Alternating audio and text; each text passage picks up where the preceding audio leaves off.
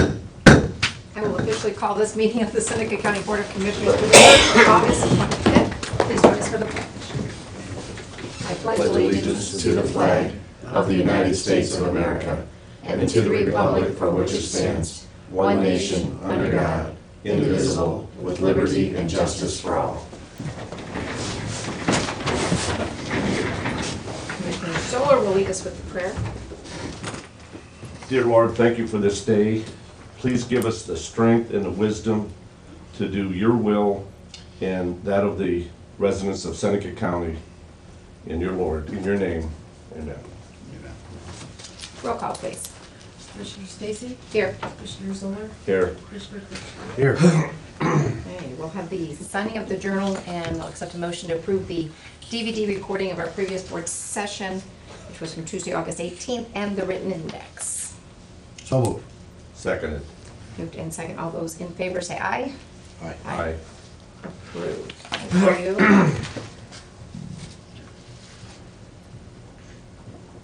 All right, any adjustments to the agenda? Under old, I'll put down just a brief update of the Joint Justice Center schedule, what things will be going on this week. Anybody else have anything else to add? Yeah, that was what I was topic I wanted to discuss is what's the update on the JJC? And then if I could be enlightened a little bit on the ICE thing, I see that we just got an outline. Is that it now for the ICE, for the receipts? Okay. Put that Yeah. on too. Kind of an update of where we stand at with that. Anything to add? No, I'm fine. The Board of Elections, 27th pay under old, and then airport under new business.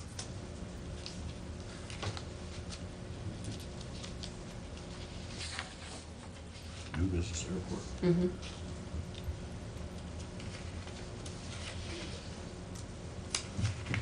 Okay. I guess we'll start with the old business. The Joint Justice Center update on the schedule is we will have, we had the initial negotiations where we kind of get a feel for types of scope of services, what they anticipate, Quandl, what they anticipated, the types of things they would do for us. They wanted to get to know us a little bit to make sure they knew where we were coming from on what we were expecting. They've sent us some notes back, and we'll get into numbers at the next, I imagine, the next round of negotiations, which we didn't do yet. Didn't really anticipate that we would. That meeting is Thursday, and that is a closed meeting. On Friday, we have our regular scheduled team meeting, and we will be receiving requests for qualifications for CMRs and for architect and engineering services. Those are due here 11 o'clock, by 11 o'clock on Friday, August 28th. And then we will open those at our meeting over there. Quandl was able to already, even though we haven't done anything contract-wise with them yet, any agreement there, but given us some direction on a rating sheet for doing those qualifications on the next two, so that'll be very helpful. So we'll be able to have that discussion with our meeting, the team meeting on Friday as well. And that meeting is at noon over at the municipal building there. I don't know if you have any other questions with that. Yeah, but more importantly, where do we stand at with the operating agreement and the, I call it the short-term and long-term agreement between the city and the county? We all have those copies back from Derek, Mm-hmm. and I imagine he's gonna give us an update at the meeting. Yeah, those drafts are in your email, Commissioner Zoll. Okay. They've been reviewed by both Derek Devine and by Brent. And I mean, I think they're beyond drafts at this point. They're pretty Yeah. much what they're recommending. Yeah. But we have those, we got those a week before last, I think, so they're there. I will defer to direction of our council Yeah, on that. I mean, this is legal issues that are certainly beyond my scope, and we'll, again, defer to what they feel is the right thing to do to make sure that we enter into an agreement that is bindable long-term and workable. okay. Anything else with that stuff? Okay, on ICE update. Who wants to take it? Well, I guess it's, from a number standpoint, it's a big hit. I think that we've got some significant coverage. There was a front page article in the paper about a week ago or more, but it means about $850,000 around figures decrease in income that we're gonna have as a county. My concern was, in a discussion last week or the week before, that we had enough, we had enough core income or net income to cover operating costs. And it appears to me that, yes, that's the case, that we do. For day-to-day operations, we're generating enough money to cover day-to-day costs. But it does affect such projects as may come to us regarding building improvements and those kind of things. I mean, I think we've got to be very careful, and it certainly will affect budget year 2016. Has Sheriff Knuckleberry been able to look at it? And so what that tells me, again, I haven't been updated in the papers over the last couple of weeks, but we've got roughly $650,000 I've seen that we have collected to date, and with the $800,000 that we will be missing, that's roughly about the $1.5 million that we budgeted. So that kind of answers my question. What we've got is really what we're going to get. Now we're on our own there. But I'm sure we all can appreciate that it's not that part of that income, that additional $800,000, there was expenses related to that. You know, we know that I hate to use the word profit, but there was some income that would be derived from that revenue. Has the sheriff been able to extrapolate and tell us what the net of it is? Because his budget certainly should come down a little bit, because he's not gonna have this added income or expenses related to that income. What I'm interested more is the net of it. Well, That $800,000 of income, it's gotta I be think some. that's what we talked about, is the net, because the fixed expenses are what they are throughout the rest of the year. I mean, the jail's gonna remain open, and the employee level is gonna be pretty much the same. I think we have to keep in mind that the sheriff's office has contributed significantly to the budget over the past few years, so we've got to take that into consideration as we discuss this. But there will certainly be some adjustments for 2016. But the 850 is a net number. That's their payment coming back for the services they provided. And like you said, those expenses are already in there. So on the other flip side, we're not gonna have any less expenses related to this income, so the net figure is $850 then. I mean, Right.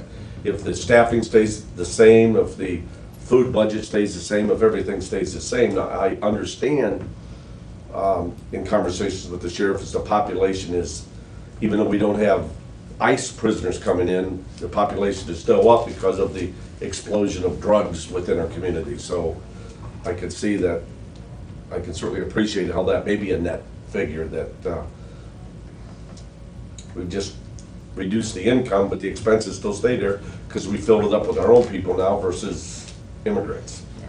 And he's done some things with the female prisoners coming from Sandusky County. That's a different rate of pay, and there's a lot of other things, a little different with that. But he's done that to sustain some income coming in. I don't know if there's much else there he can do. Obviously, the impact as we prepare and begin to budget for 2016 is going to be where it's going to get tricky in figuring out what we do, and depending on what the sheriff's requests are going to be, because that was always additional. And yes, some additional food, probably some additional staff here or there, but he's got union contracts out there and other things that it's going to be tricky how we look at that. I mean, so we've been fortunate. Generally, obviously, the cost of the sheriff's office by far exceeds the Income. he's not a revenue generating office. I mean, that's not generally the point. Without the ICE, it's not going to have that income. Or it's not going to But I be think the completely. point is that before we make any decisions about it, we do need detailed input from the sheriff's office to decide what direction we need to go. Yeah. For sure. Okay, anything else with that? Then, Board of Elections, that's old business, regarding the 27th pay. Yep, they did send up a request, and I bring it up only because Jim Erman had asked if, why it wasn't on the agenda last week, because they didn't get it till late on Monday. So I told him I'd bring it up today. The auditor has some questions about their 27th pay, so she has asked me to hold off on that resolution today. Okay. But I did want to at least mention it since I told Jim I was gonna bring it up today. Okay. She's gonna get back with me either today or tomorrow, and we'll bring it up again on Thursday, but I did wanna Okay. bring it up she just has some questions, especially with the new legislation that came through, in the House Bill 64. Board of election members gets an increase, so she wanted to check into some of that. Make sure we get all of it taken care of, Yeah. whatever we need to. before- Just so I'm clear though, the Board of Elections recognized this early this year and divided their pay by 27. And they're coming back at this point saying they want a 27th pay, or they want it increased by the amount of a 27th pay. Yes. Have we made any determination as to whether or not it's based on contract employees, or whether, has there been any definition as to who does and who doesn't have this coming? Julius made some clarification that the Board of Elections Directors' positions are based upon the court order that was done. The other department was a set salary that should have been divided out by 27, which would have reduced it, but it is up to that board to decide if they want to alter that and follow the county's hourly employee personnel that will be getting the 27th pay. All right. Okay, so more to come, More to come. to be continued, okay, that's fine. I think that takes care of everything for old business. Okay, new business, let's talk about the airport before we get into the printed things here, we'll forget it. We don't wanna do that. Brad and Stantec are starting to work on 2016's grant application. They have narrowed down a couple projects. One is a pavement resurfacing, taxiway A, apron B. This again is a 95.5 grant. The whole project is about $157,000. So our local share would be $21,000. He also has another project he wants to apply for, and it's a tree clearing tree clearing. Yes, 95.5. 95.5, we pay 157. Yes. Okay, to me, that would be 7,500, 5%, or in that range. Eligible engineering, payment resurfacing, taxiway A and apron B, $156,715. ODOT share at 95% with eligible engineering, local shares $21,000. That's what he's got down here. Okay, well, I think we need clarification of that. Okay, and then, let's see, on the second one, tree clearing, he's got down, $39,048, ODOT share at 95% with eligible engineering, local share $11,000. again, it doesn't matter. Unless there's some hard costs or some soft costs that we need to pay in addition to the project or something, but Right. they'd have to be broken out. Okay, So if you got projects total of 200,000, obviously that's $10,000. Right. yeah, and they must have extra costs. He's got, with eligible engineering, see, that doesn't make any sense because it is almost reduced. There must be some fixed costs that they're Okay. asking us to pay, but the way the language is in there, it doesn't Yeah, I'll have to ask Tanya. compute. And this Tanya is, check with him. this is the same thing that he brought up to us a little while ago that he was gonna be bringing forth. When he talked about some pavement work, didn't he, a little while ago? That was a Separate. small, That was a small, upkeep at the airport that we Oh, okay. did for that. This is a different project. Tanya printed this out, I'll have her check with Brad and get back, make sure those are right, because you're right, those numbers don't make sense. To be continued. To be continued. Okay, put that in the to be continued file. You earned your Lot keep, of those. Mr. Kirschner. Yeah? Okay. I got bill vouchers, batch 5051, 5279. I have a supplement to the permanent appropriation within the County Road 30 2.31 Bridge Rehab Fund, putting $3,000 into the rehab line. A supplement to the permanent appropriation to the Seneca County Road 10, County Road 35, County Road 61 resurfacing fund, putting $30,000 into that line. I have an appropriation adjustment within the ambulance service fund, moving $2,404 from workers' comp to contract services. This is for the EMS charts contract that he's looking to get into. The workers' comp has been paid for the year, so he has additional funding there available to use for that. I have a resolution authorizing a fund transfer be made to the County Road 30-2.31 Bridge Rehab Project, moving $120,000 from his 020 account into the local share County Road 30 Bridge account. I have an appropriation adjustment within the M&R fund, moving $5,000 from equipment to tires.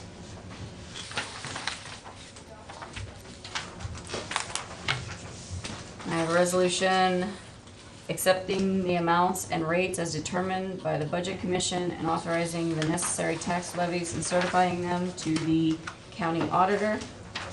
This is the one she has to do annually.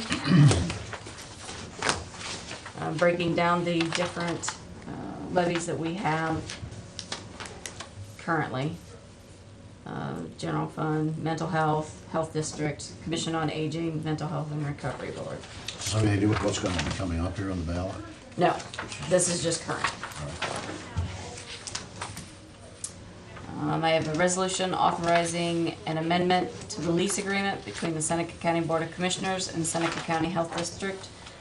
This is allowing them to sublease that little dental area. They finally got the legal stuff worked out and they're ready to enter into that.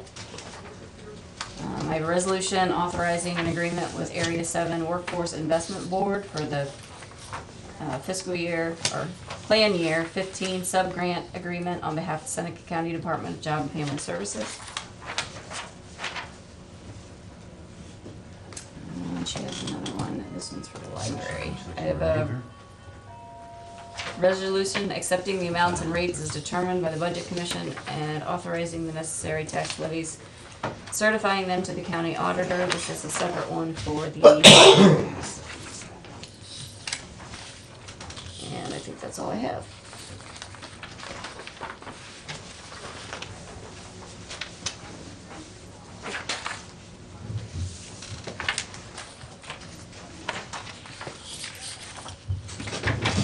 All right, I do have a motion. Move for approval. Seconded. I have a motion and a second to approve resolutions as stated. Any questions or comments?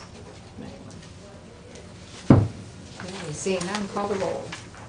Commissioner Kirschner, Yes. Commissioner Zoller, Yes. Commissioner Stacy. Yes, all approved, thank you. I noticed on the agenda, the one for the M&R fund, the resolution only had 5,000 on it, and this one's got 35,000 on it? I might have pulled up the wrong table. Okay, I'll change it. all right. So I was gonna say it was 25,000 and 10,000, is that how you had read it? Or- No, the resolution was 5,000. So you got that one there? Yeah, that went away. You want it back? I just want to make sure what I read is what was on, what Yeah, she I probably needed. just pulled up the wrong table when I got it out Okay. of Word. Okay. Just checking. I'll fix it for the index. Okay. All right. We will have an executive session, but before we do that, because we're scheduled for that at 10:30, we can do citizens' comments at this time. So if there are any, we can take those. Okay. I'm seeing none. I'll just share at this point. There's cards up here if you want to take any of those to other places, family and friends. The Granny Barikes Company Store opening is going to be September 10th. So there's cards up here with a reminder for that. And I guess I'd like to acknowledge the fact that what was in the paper and the breaking news yesterday afternoon that we'll look at as I guess it's a win-win, it's not a loss, right? David Zak is stepping down from the position as the executive director of SIDAC. And so I'm disappointed to hear that, but he's staying in the community, going to a position at Tiffin University.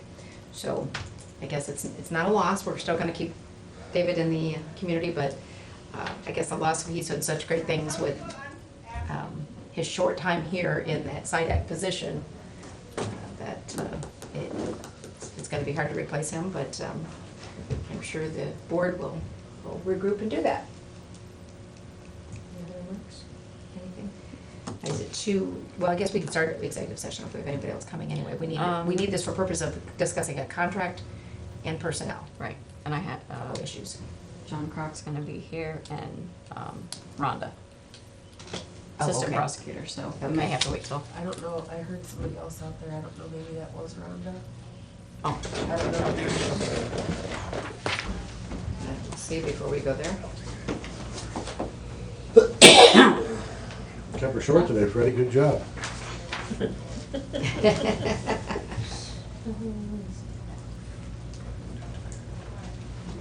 about to recess there. Yeah. All right, well then we will just recess and then we'll have to take a motion to go into executive session. We anticipate no action after executive session, I'm anticipating, right? Sure. Okay, just don't anticipate any action after the executive session, we will just come back to adjourn. Well, at the moment, we will recess until our legal counsel's here, because we can't have that contract session. Yeah. All right, 10:20, recess.